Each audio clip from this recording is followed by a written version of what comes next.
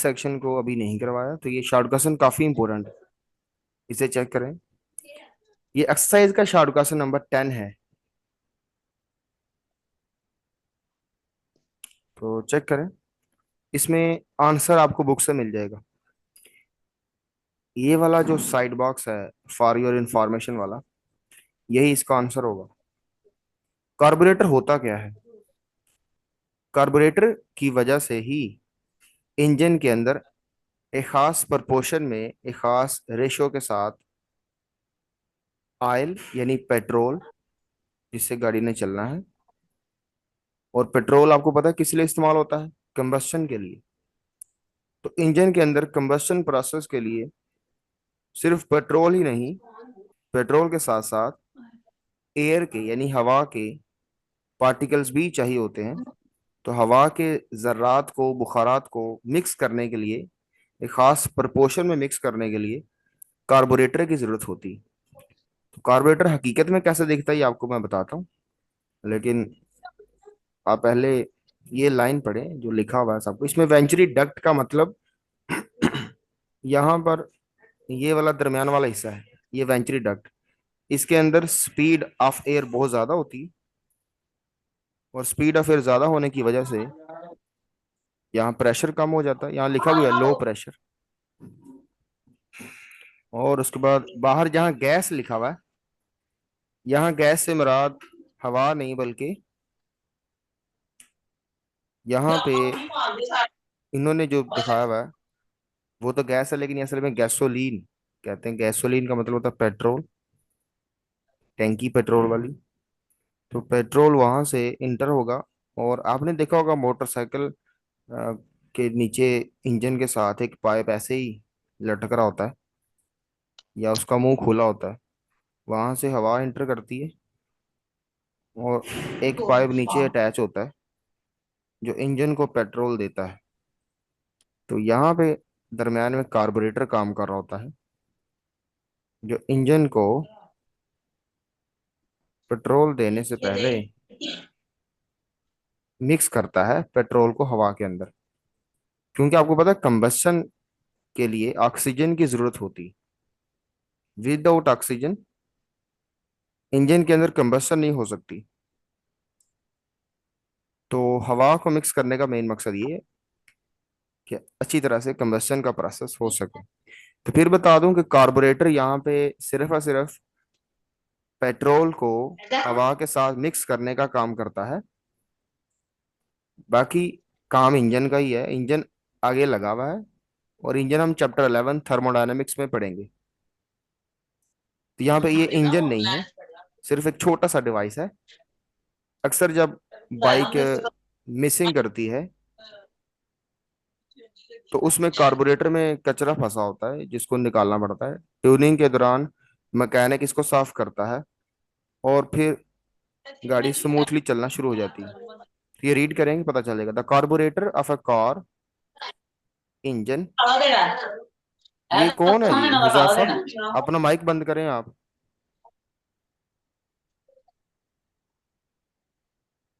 The carburettor of a car engine use a venturi duct to feed the, ये देखें, feed करना है correct mix of air and petrol to the cylinders. Cylinder किसके? Engine के cylinder.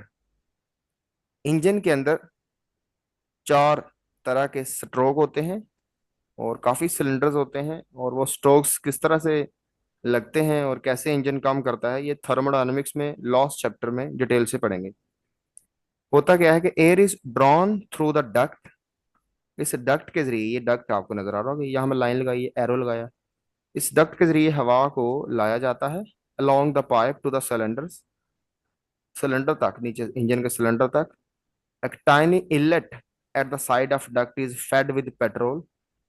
एक कहता है कि छोटा सा सुराख, या कह लें कि कोई जगह कह लें, बनाई जाती है, इनलेट बनाया जाता है, ओपनिंग बनाई जाती है, जहाँ से चीज इन होती है, पेट्रोल इन होता है।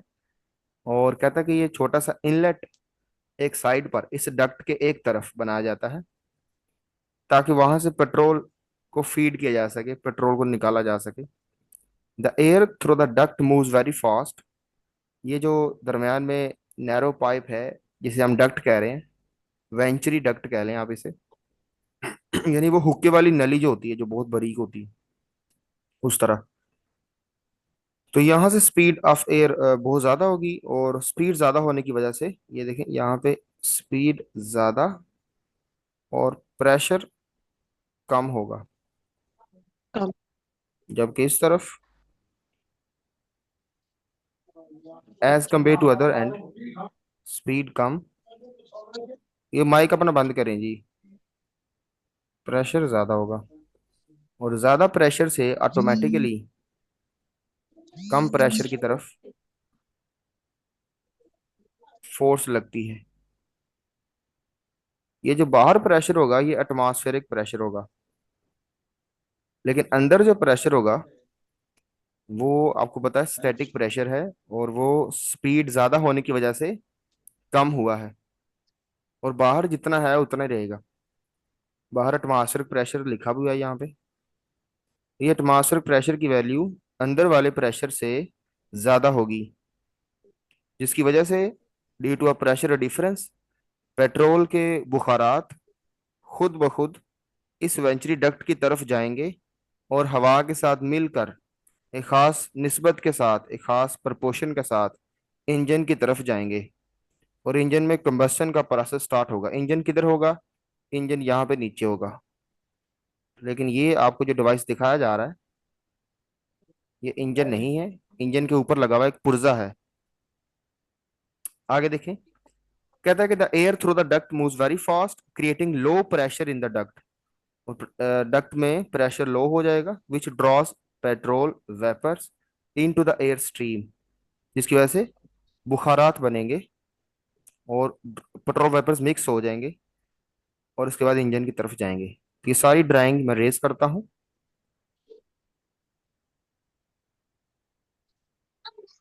आगे देखें, इसे आप याद कर लीजिएगा, ये बहुत इंपॉर्टेंट शॉर्ट क्वेश्चन है, और इसमें जो बच्चे डायग्राम बनाएंगे वो अच्छा इंप्रेशन दे पाएंगे एग्जामिनर को। तो यहाँ पे लिखा हुआ है कि carburettor just mixes the petrol vapours with air for the combustion process in the engine. Without air combustion can not happen here. यहाँ पे ये भी लिखा हुआ है in the book diagram gas means petrol. यहाँ गैस से मुराद पेट्रोल यानी गैसोलीन है, क्योंकि